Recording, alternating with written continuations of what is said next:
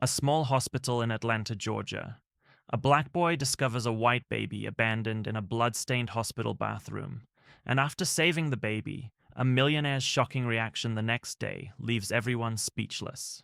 How will the boy handle the unexpected consequences? Jamal, a 12-year-old black boy, is in the hospital, recovering from a minor illness. He lives with his grandparents, both elderly and too sick to work. His grandfather, though weak, had brought him to the hospital for a checkup before heading back to care for his bedridden wife.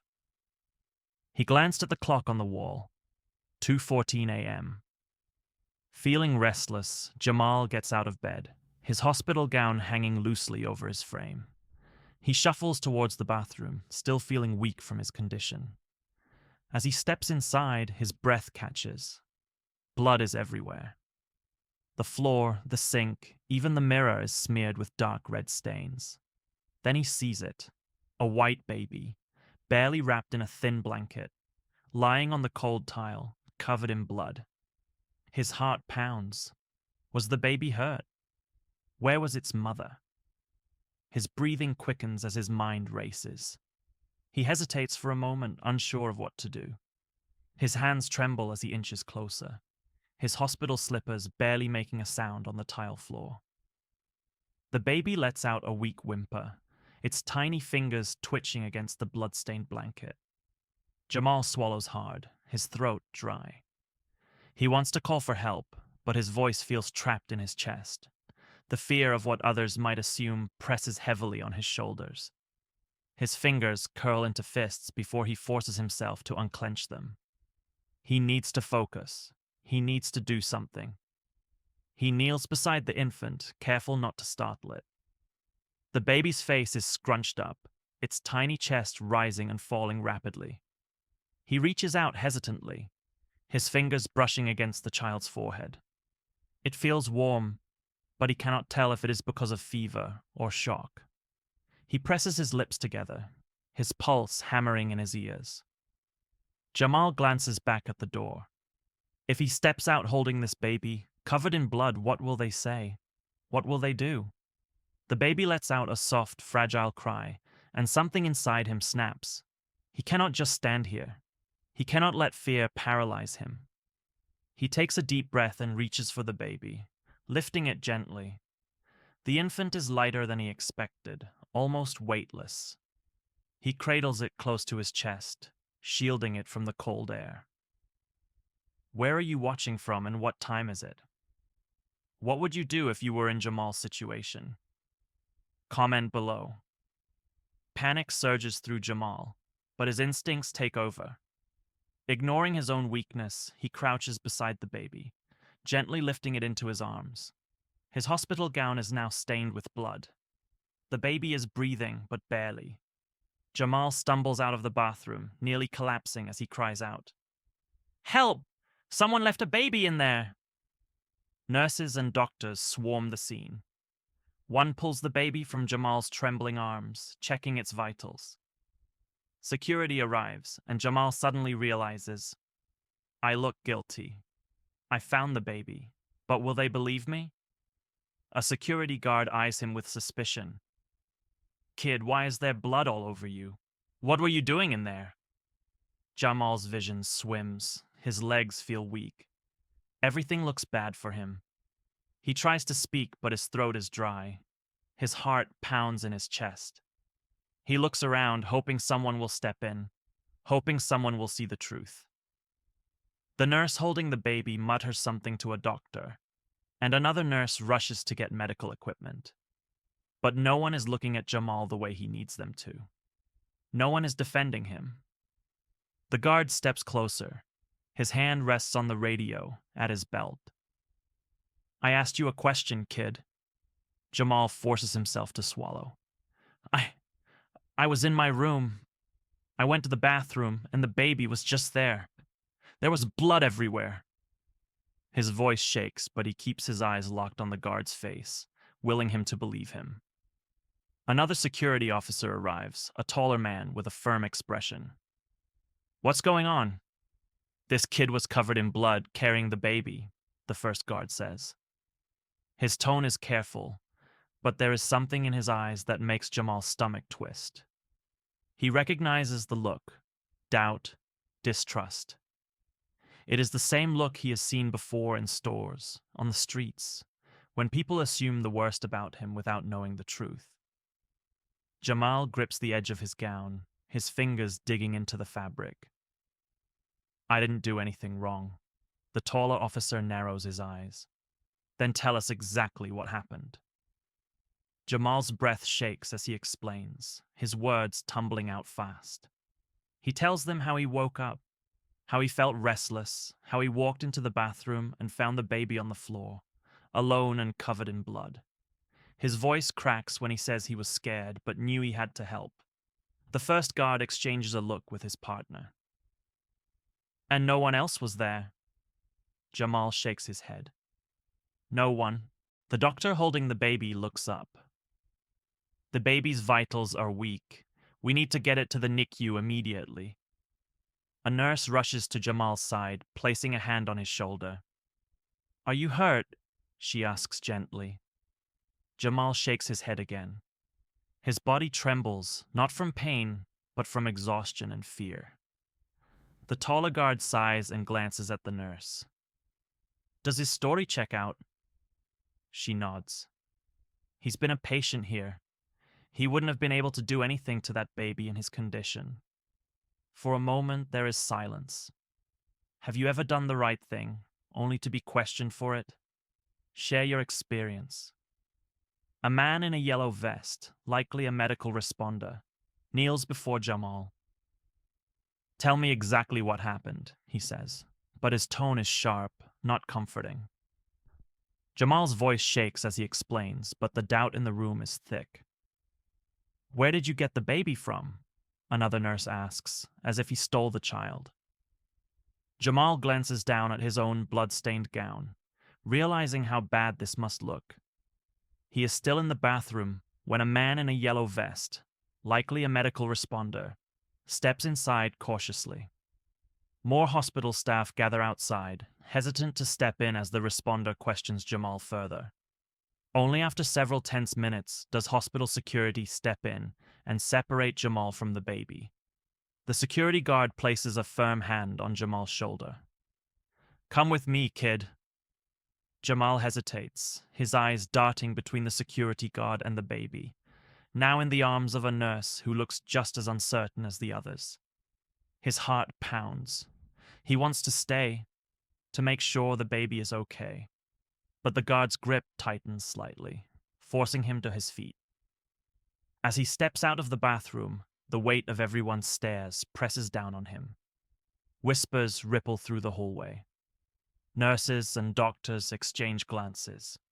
He can hear the unspoken words, the silent accusations. Is he involved?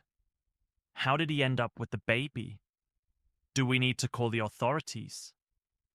Jamal swallows hard, his throat dry. I didn't do anything wrong, he mutters, but no one seems to hear him.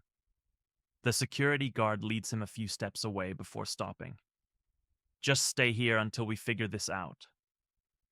Jamal nods stiffly, his hands trembling at his sides. His mind races. Would they believe him? Or were they already convinced he was guilty? Inside the room, the baby lets out a weak cry. The sound pierces the air, fragile yet full of life. A doctor rushes to the bedside, checking the infant's pulse and breathing. Jamal strains to see past the staff blocking the door. He catches glimpses of the tiny bundle in the nurse's arms. He holds his breath, waiting for someone to say something, anything. Then, just as the tension reaches its peak, a doctor shouts, "The baby's vitals are stabilizing!" A collective exhale ripples through the room. The energy shifts. Relief replaces some of the suspicion, but not all of it. Jamal lets out a shaky breath, but his relief is short-lived. The security guard hasn't moved. The doubts haven't disappeared. We still need to figure out how this happened, the responder says. His tone has softened, but the sharp edge remains. Jamal looks up, meeting the man's gaze. He knows the truth. He only hopes they will listen. Why do some people assume the worst instead of believing the best? Let's discuss. The next day, chaos erupts in the hospital lobby. A well-dressed, middle-aged white man storms in, furious. Robert Langley, a wealthy businessman, is the baby's grandfather. His presence alone commands attention, and his sharp gaze scans the room until it locks onto Jamal. His expression twists with disgust, and his fists clench at his sides as he takes a step forward, his polished shoes clicking against the pristine tile floor. You expect me to believe this kid just found my grandson? Look at him. He's covered in blood, he shouts, his voice booming across the room. The words send a cold shiver down Jamal's spine. He had done nothing wrong, yet here he was, being accused in front of everyone. He can feel the weight of every stare in the lobby, some sympathetic, others skeptical. His heart pounds against his chest as he struggles to find his voice, but nothing comes out. An older nurse steps forward, defending Jamal without hesitation. "This boy saved your grandchild's life. Show some respect." Her voice is firm, unwavering. She looks Langley directly in the eye, refusing to back down despite the clear power imbalance. The tension in the room grows heavier, as if the walls themselves are holding their breath. A few of the other hospital staff shift uncomfortably, hesitant to get involved but clearly disapproving of Langley's tone. Langley scoffs, shaking his head, unwilling to believe a black boy could be the hero. His disbelief is not just skepticism, it is something deeper, uglier. The right thing? I don't believe for a second that this boy just happened to stumble across my grandson. Tell me, kid, how did you find my grandson? Did you hear him crying after you? That's enough, the nurse interrupts sharply, her patience running thin. Jamal has been through enough. The baby was abandoned, and Jamal did the right thing. You should be thanking him, not treating him like a criminal. Her voice is louder now, carrying through the lobby, and for the first time, Langley seems to hesitate. His lips press into a thin line, but his eyes still burn with suspicion. Jamal shifts uncomfortably, his hands clenched into fists at his sides. He shouldn't have to explain himself. He shouldn't have to prove his innocence. The truth was simple. He found the baby, and he saved him. That should have been enough. But Langley's accusations hang in the air like a storm cloud, refusing to dissipate. Just as the tension reaches its breaking point, a doctor steps forward, holding a tablet. The entire room falls silent, all eyes now on him. "Mr. Langley," he says, his voice steady, professional. Security footage confirms it. Jamal found the baby and saved him. Langley stiffens, his face twisting in disbelief. His eyes flick between the doctor, the nurse, and Jamal, searching for something, anything, to support his assumptions. But there is nothing. The evidence is clear. His grandson would not be alive if not for Jamal. Yet, instead of gratitude, his face hardens with something unreadable. He adjusts the cuffs of his suit, straightens his tie, and clears his throat. For a brief moment, Jamal wonders if he will apologize, if he will admit he was wrong. But the words never come. Instead, Langley exhales sharply, turning away as if dismissing the entire situation. He speaks to no one as he stalks off, leaving behind a silence so thick it is suffocating.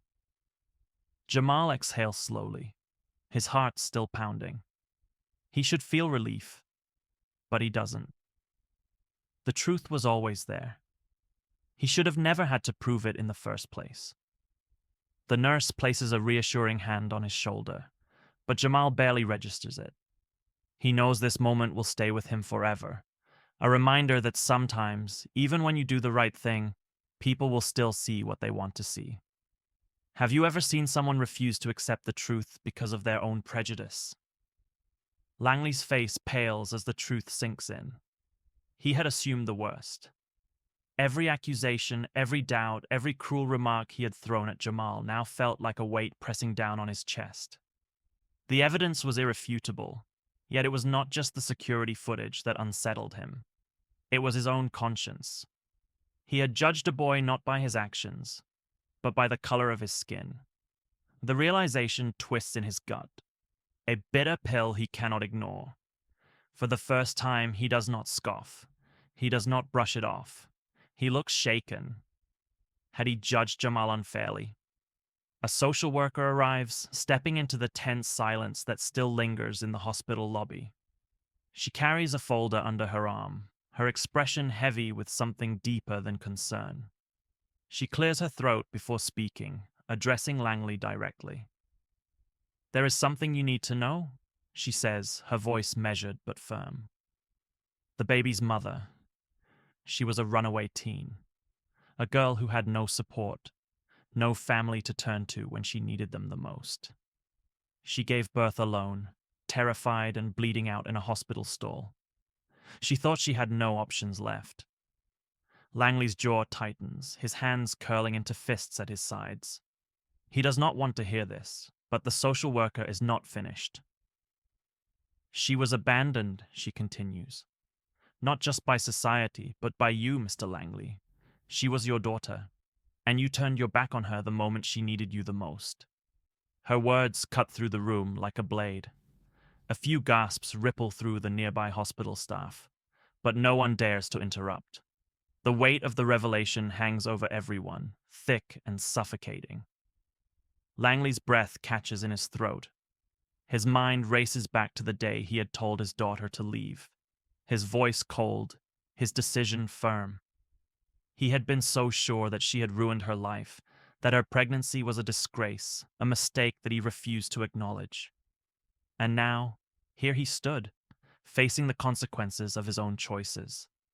His grandson, abandoned and left to die. His daughter, gone. Her fate unknown. And all because he had refused to see past his own pride. His body feels heavier than it has in years. His knees nearly buckle, but he forces himself to remain standing. His eyes shift back to Jamal, the boy he had so quickly condemned.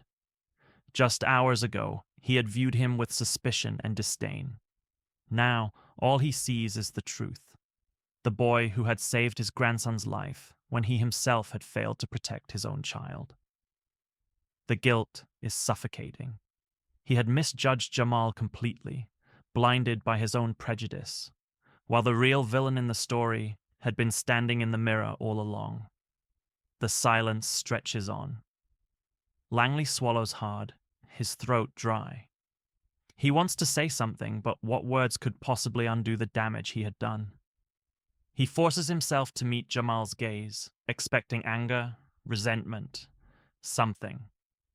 But instead, Jamal simply looks tired. Tired of fighting for the truth. Tired of proving himself. Tired of people like Langley assuming the worst. For the first time, Langley looks at Jamal with something new: guilt. It is a foreign feeling for him, unfamiliar and unwelcome, yet completely deserved. He exhales, his chest tightening under the weight of it. He had spent so long believing he was right, only to realize too late just how wrong he had been. And now, there was no undoing the past, no fixing what had already been broken, only the quiet, painful acknowledgement of his own mistakes. Have you ever seen someone finally realize their own mistakes? Share your thoughts. Before Langley can apologize, he learns more about Jamal's life. Jamal doesn't have parents to provide for him. He lives with his sick grandparents, struggling to survive. His grandmother is bedridden, and his grandfather can barely walk. The frail old man had brought Jamal to the hospital for his checkup, but even that had taken a toll on him. Every step he took had been heavy with exhaustion, his hands trembling as he signed the admission forms. With no steady income, they rely on odd jobs and donations to eat. Some nights they go to bed hungry, hoping that tomorrow will bring enough kindness from strangers to keep them going. Their house is small and in desperate need of repairs. The roof leaks when it rains, and in the winter, the cold seeps in through the thin walls. Jamal doesn't complain, though. He helps however he can, running errands, carrying groceries when someone spares a few dollars, and making sure his grandparents have everything they need. Langley is speechless. He had called Jamal worthless, but in reality, Jamal had saved his grandson despite having nothing himself. The boy he had dismissed so easily had shown more kindness and bravery than he himself had ever mustered. Langley stares at him, struggling to comprehend how someone who had been given so little could still find it in himself to help another. For the first time in his life, Langley feels small. He has spent decades believing that wealth and power made a man important. Yet here stood a boy who had neither, and somehow he was greater than Langley could ever be. He had looked down on Jamal without ever knowing his story, and now that story was breaking him apart. The room is silent. No one speaks, but Langley can feel their eyes on him. They are waiting to see if he will say what needs to be said, if he will finally acknowledge the truth. But what words could possibly be enough? How do you apologize for something so deep, so unforgivable? He had judged a boy before knowing him, dismissed his kindness because it did not fit the narrative he had created in his mind. And now, he stood in the presence of someone who had shown more humanity than he ever had. Jamal doesn't say anything. He doesn't need to. His expression is calm, but his eyes say everything. He has seen this before. People who only recognize the truth when it's too late. People who assume the worst before even considering the best. He doesn't expect Langley to change. He doesn't expect an apology. But Langley feels the weight of everything he has done, and for once, he is the one left speechless. Would you still be kind if the world was cruel to you? A few days later, Langley shows up at Jamal's small, crumbling home. The house is even smaller than he imagined, the walls worn down by time and struggle. The roof sags slightly, and the front steps creak under his weight as he approaches the door. He hesitates for a moment before knocking, his fingers tightening around the envelope in his hand. Jamal's grandfather opens the door slowly, his frail frame barely able to support itself.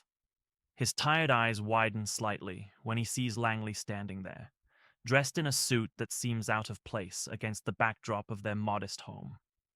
Langley clears his throat, unsure of how to begin, then silently hands over the envelope.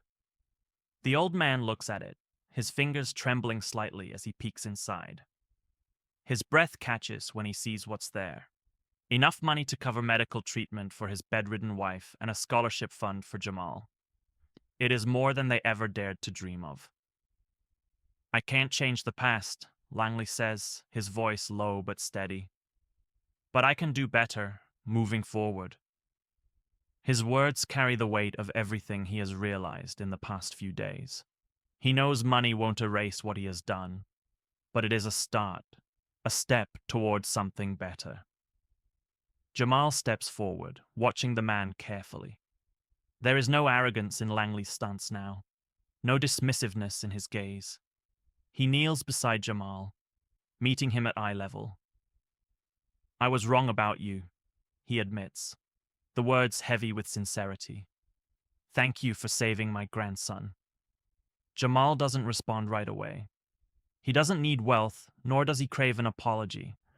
But in Langley's eyes, he sees something different. Acknowledgement, understanding. A man who had judged him unfairly finally sees him for who he truly is. And that, more than the money, more than anything, is what matters most. As he watches Langley leave, he knows change is possible, even for the most stubborn hearts. What's your biggest takeaway from this story? Let's talk in the comments.